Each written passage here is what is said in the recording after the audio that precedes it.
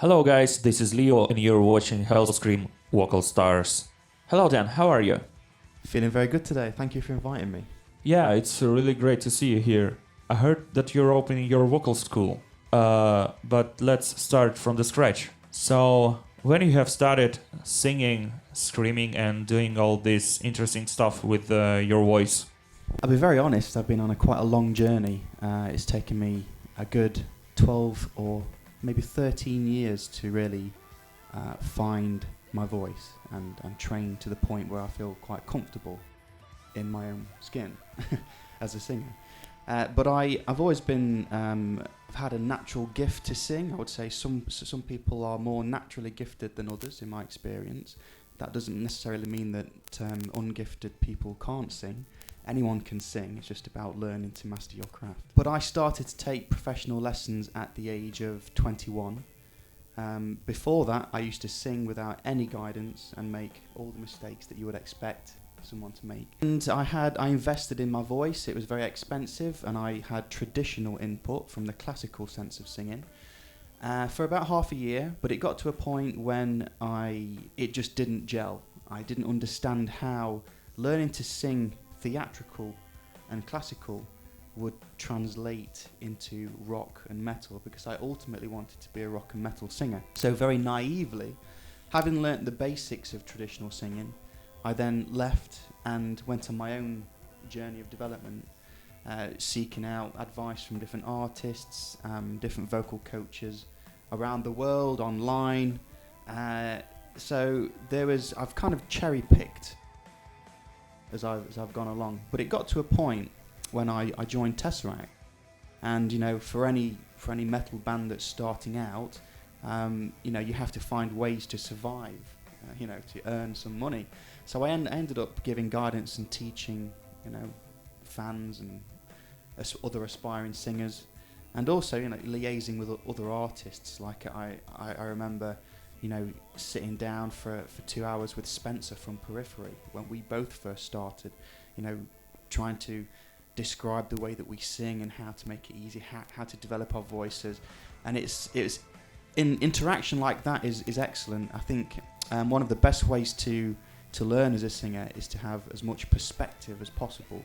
And the main reason for that is that the study of the human voice is still ongoing, and it changes all the time. People's, at the top end of vocal science, people still differ to a degree on how the voice operates in certain ways. So that gives people and coaches around the world essentially a free license to say, this is what you should do. Don't do this, don't do that. I have the best program. This is what you should do. There's so much of that online, and I think you have to be very careful with the information that you receive and try and really dig into where people have, learned their craft and got their knowledge. So yeah, I mean, for me, I've done a lot of my own studies. I've liaised with different people around the world, and again, being a performer and touring, it's the hands on the floor, feet on the floor, kind of ground experience that I've had for the past 12 years, which has really brought me to where I am. I had the same story. I mean, collecting pieces from different people and trying to decide what's right and what's wrong, what I should do and what I should not. You have to be very careful what you're listening to, but also at the same time, it's very easy to find out where people have studied, where people get their information from. I mean, for me, there are some really excellent books that have been written in the last 5 or 6 years, which have really helped me as a vocal coach as well. So you have books like The Vocal Athlete, The Dynamics of the Singing Voice, and there are some Berkeley material from the States, which is quite good as well. So sorry about the music; it's so loud out there. I apologise. Okay. You can get to where you need to be. You need to find the right vocal coach for you and understand that every voice in the world is different, and the way that you respond to certain exercises and different stimulus is going to vary from singer to singer. So it's about catering for the individual and finding out what exercises work well for you, what exercises work well for you. This is what you need to work on. Singing is so subjective. That's how it works. what was the most interesting breakthrough in vocals for you, and maybe some kind of position or feelings in your vocal tract? I think within rock and metal, singers are prone to vocal abuse because of the genre and the competition with the sound of being in a metal band. Especially when you're on stage, you're competing with natural acoustics, distorted guitars, loud drum sounds, and it can be quite hard. So singers, without the appropriate in-ear monitoring and etc., can push very easily. And that's where a lot of, that's where all vocal fatigue stems from, is the onset of too much subglottic pressure. So within the vocal tract, underneath the vocal cords, as we expire air flows through the trachea underneath the vocal cords, and we have an element of subglottic pressure that builds up. And without this pressure, we can't speak and sing. So it's always there, it's always present. And the breakthrough for me was actually understanding that you can manage this pressure. When I say manage, I mean make sure that it doesn't develop to a point where it's going to interact with the muscles surrounding your vocal cords and cause them to contract and tighten. And that's what happens because within the mucous membrane of the vocal folds, we have mechanoreceptors, and these receptors are very susceptible to pressure. So if we have too much of that pressure build, signals are sent to and from the brain to the muscles surrounding your vocal cords, and they contract and tighten. And as soon as you have this contraction or tension within these muscles, then the voice breaks down. And it's very hard to reverse that effect. So you have to become hypersensitive to the first signs and feelings that develop when you get vocal fatigue. So tightening in the throat, listening to the voice, tonal changes, hoarseness developing, etc.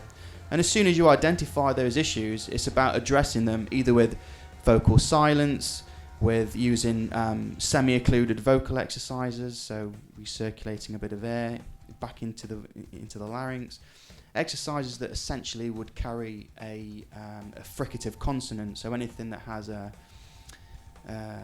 z, s, zh, all these kind of sounds.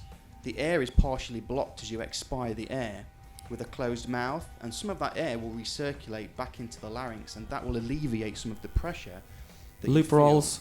Exactly. So lip rolls are, I think, one of the questions that I can see written down is what are one of your favourite vocal exercises?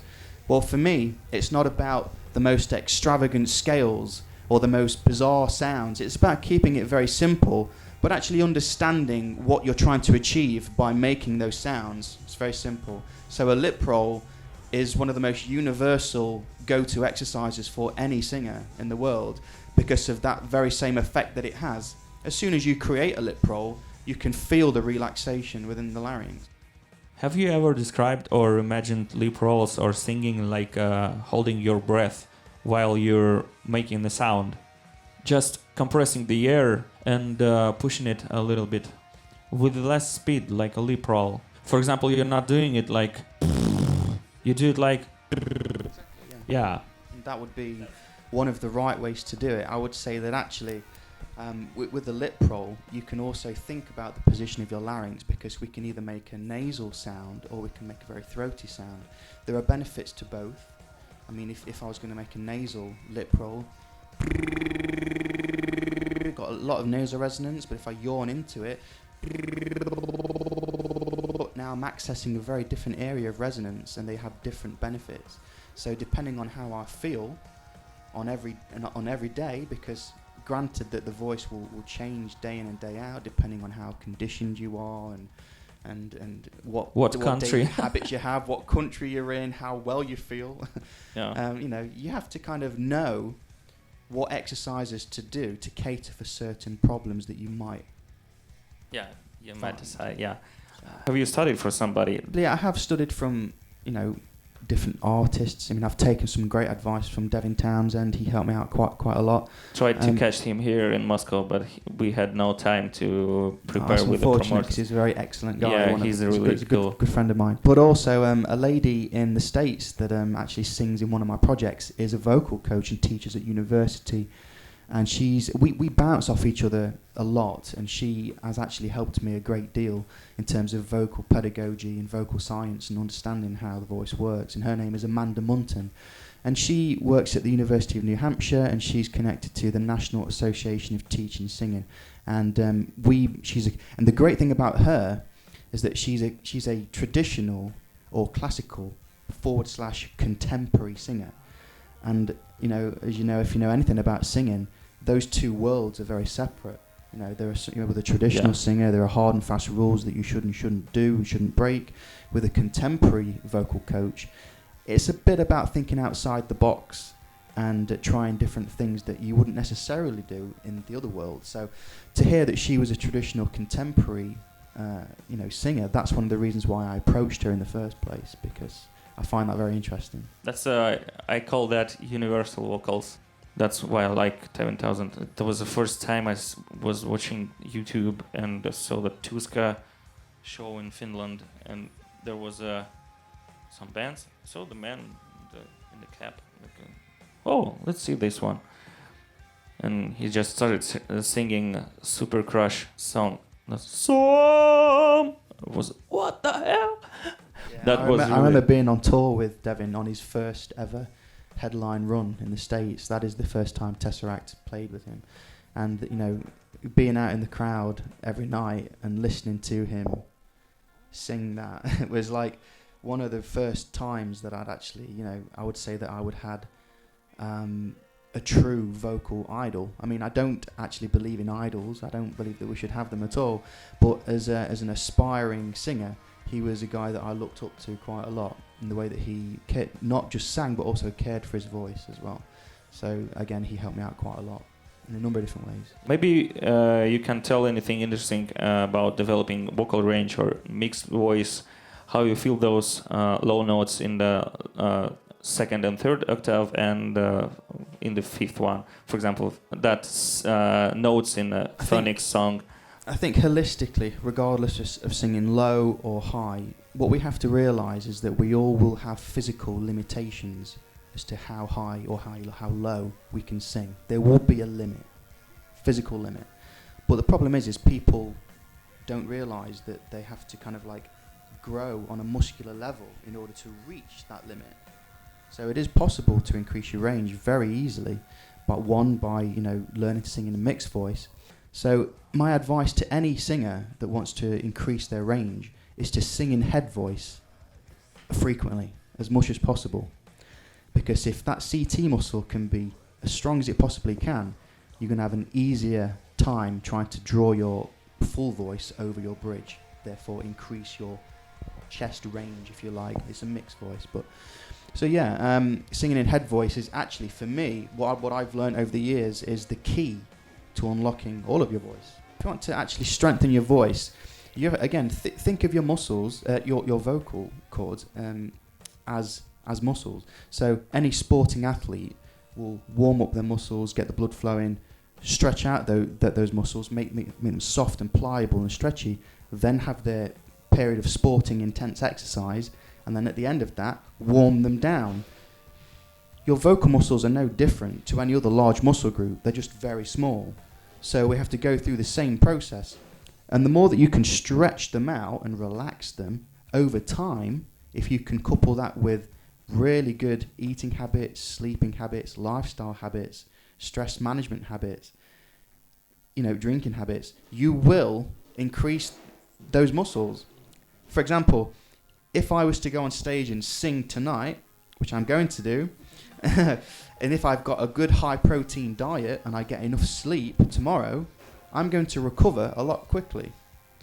So do that over a course of weeks and months and you'll grow very strong on a vocal level.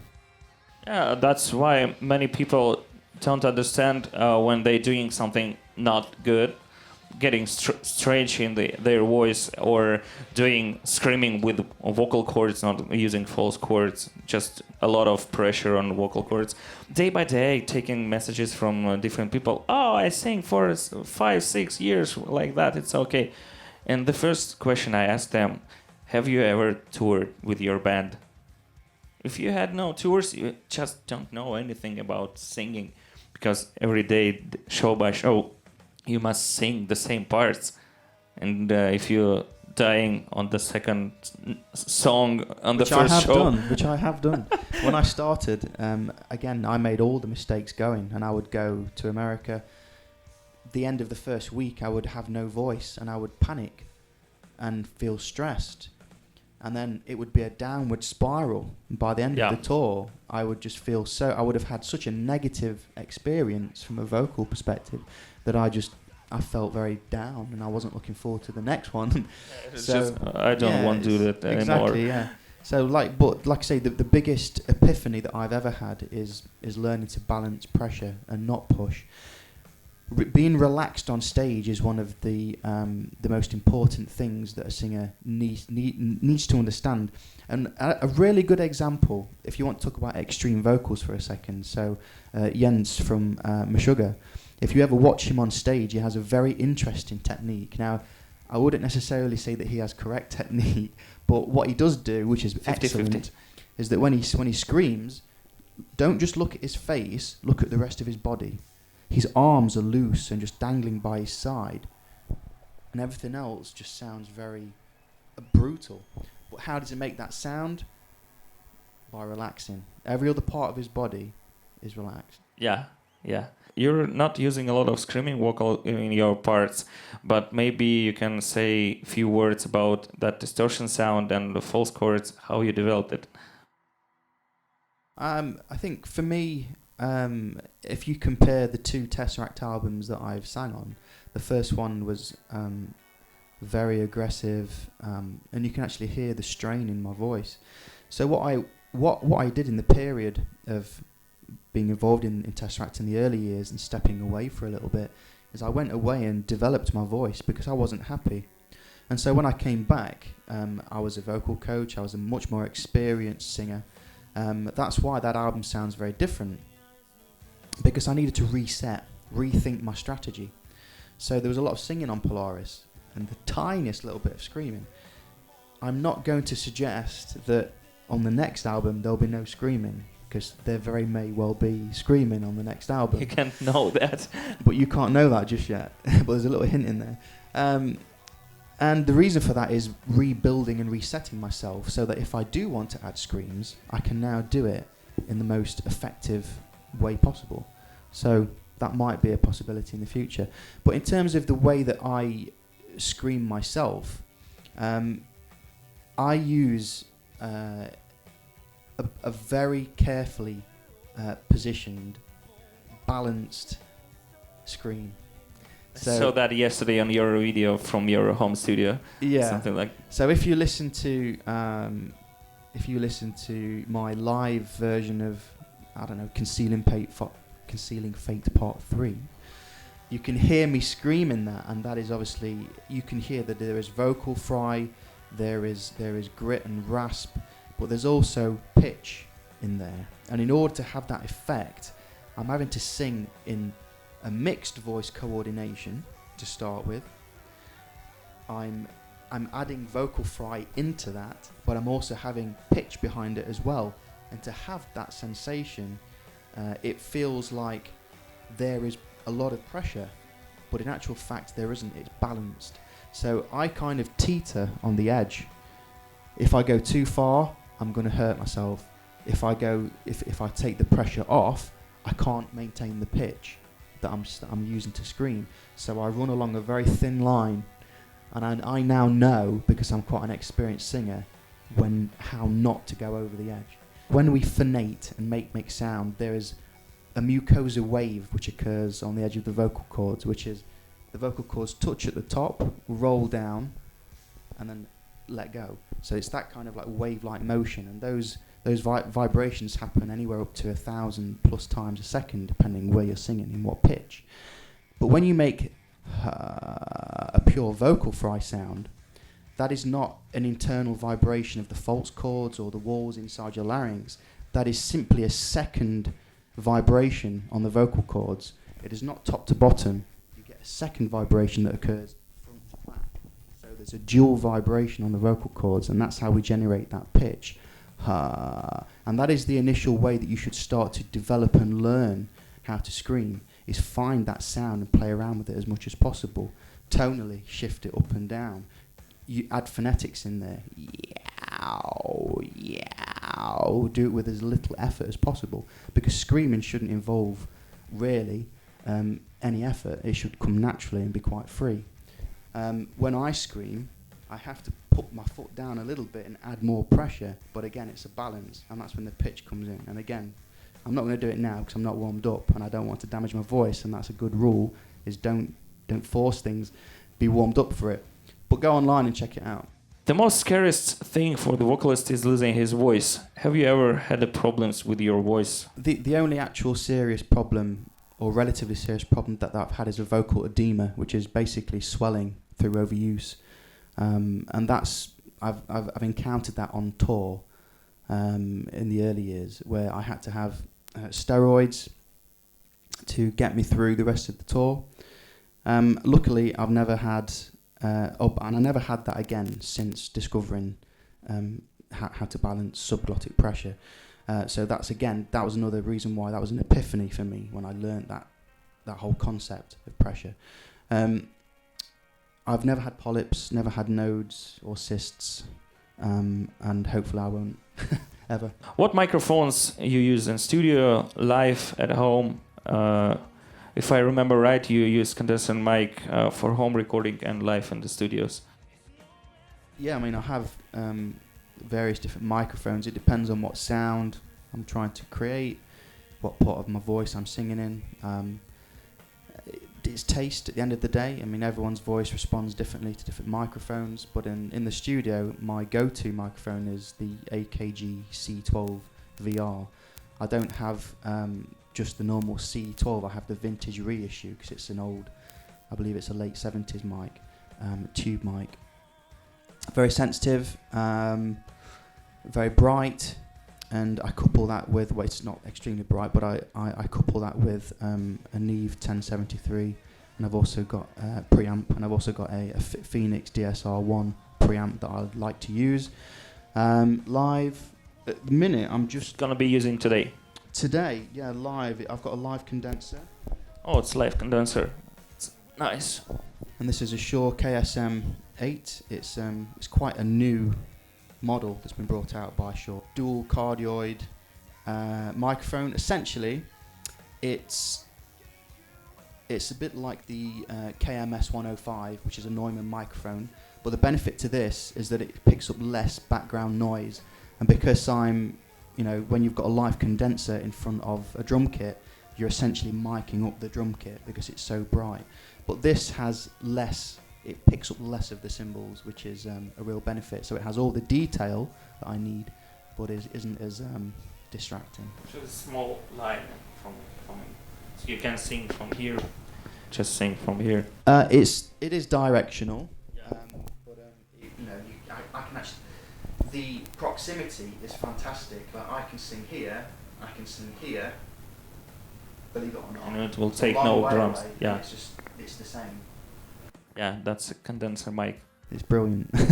What in-ears you use for live shows and rehearsals? What do you like to hear in the mix? So we're quite self-sufficient within Tesseract. We have our own desk. We have our own core. We use the Behringer X32 series, which comes with a really cool feature where we're able to download the app onto our devices, iPhones, iPads, MacBooks, laptops, whatever, and we can essentially have our own in-ear mix, and we mic everything up: drums, cymbals, the guitars, the laptop, the samples, everything. We're able to control the levels of each, which is fantastic.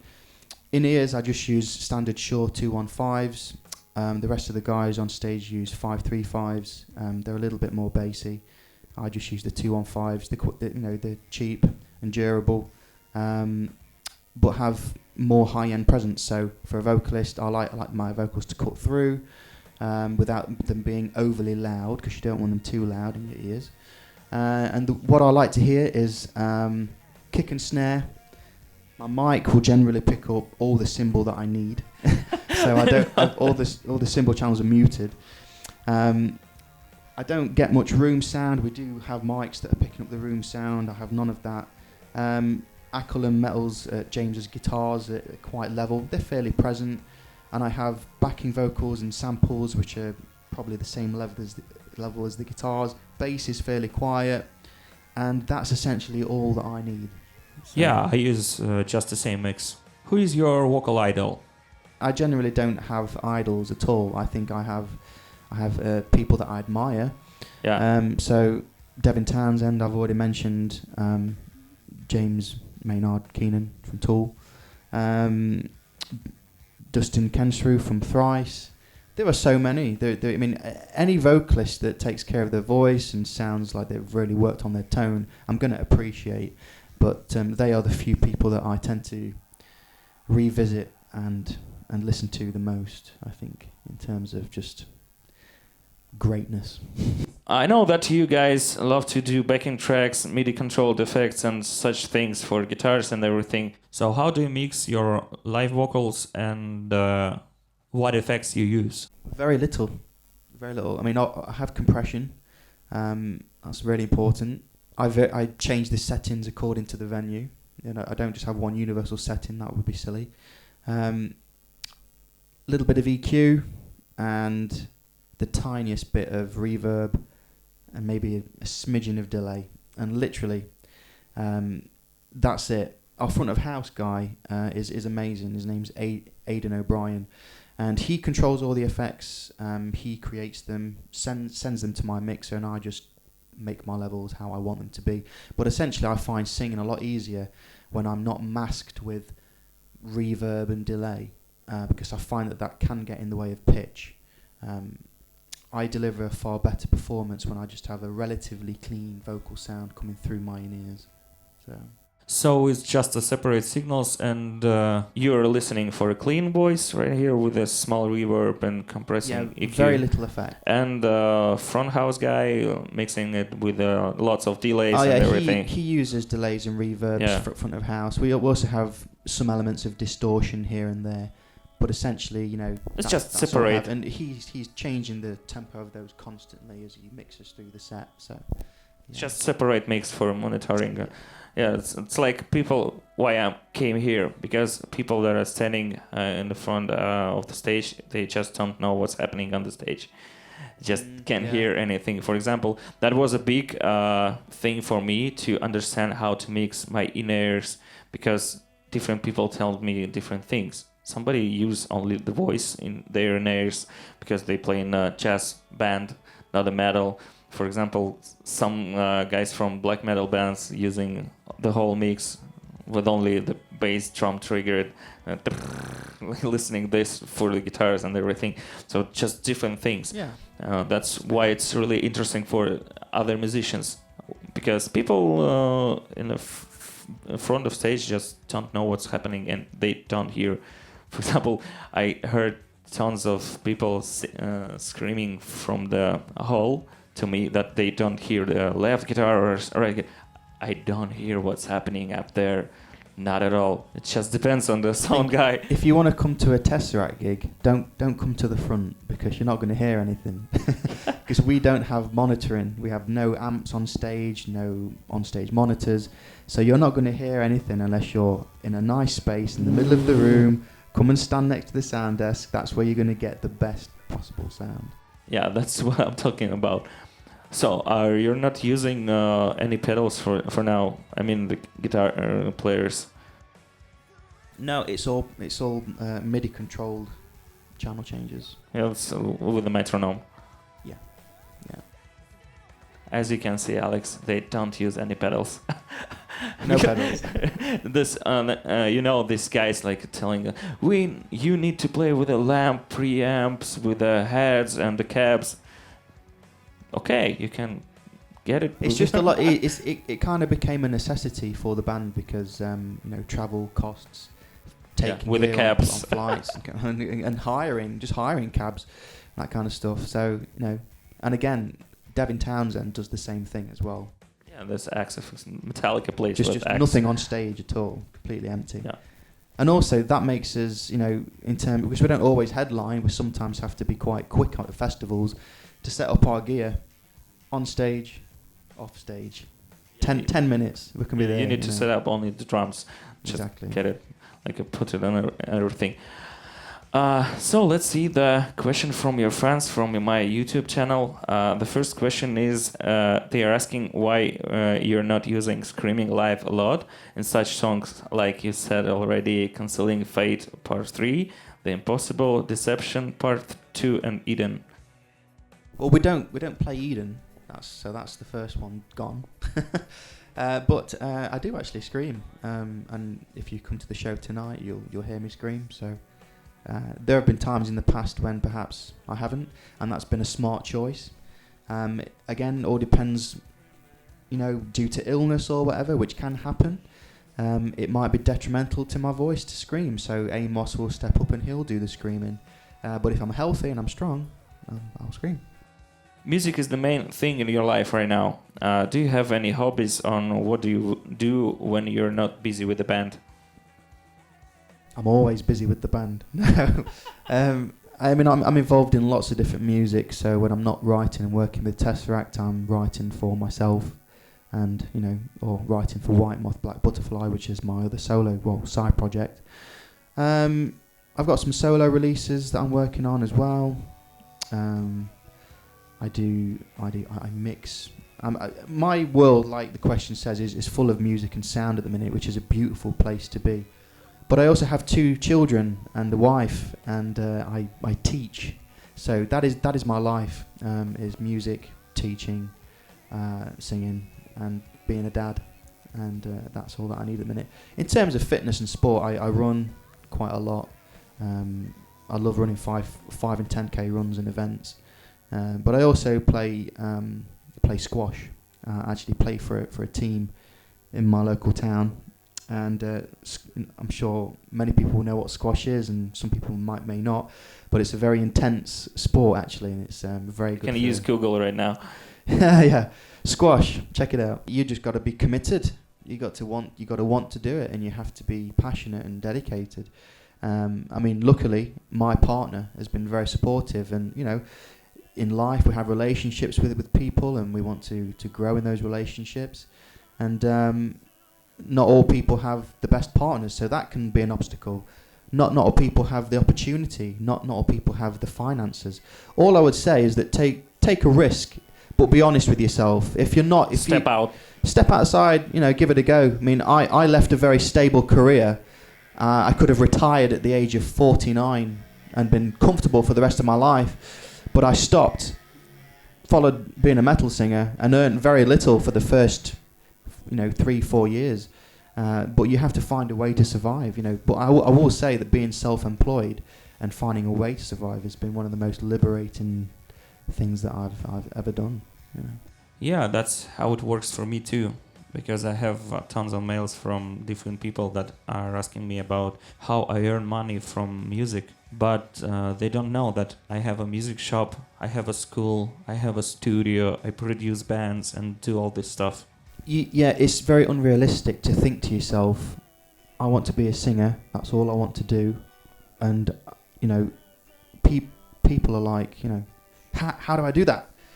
You can't just be a singer these days. You have to, even the top singers in the world have other revenue streams. They're involved in different things.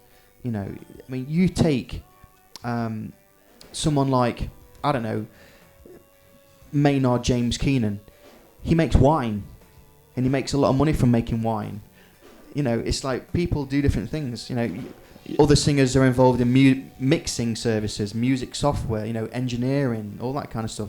But yeah, surround yourself with music, find your way. Yeah, that's how I tell it to everybody, that you should be a musician, an artist, booking agent, tour manager, just a manager, and everything like that. That's the unfortunate reality. Yeah. So thank you for being here with us. Thank you from my colleagues from Hellscream Academy. So thank you for being here in Moscow. Best of luck, and good luck to all your students as well. Yeah. Okay. See you soon, guys.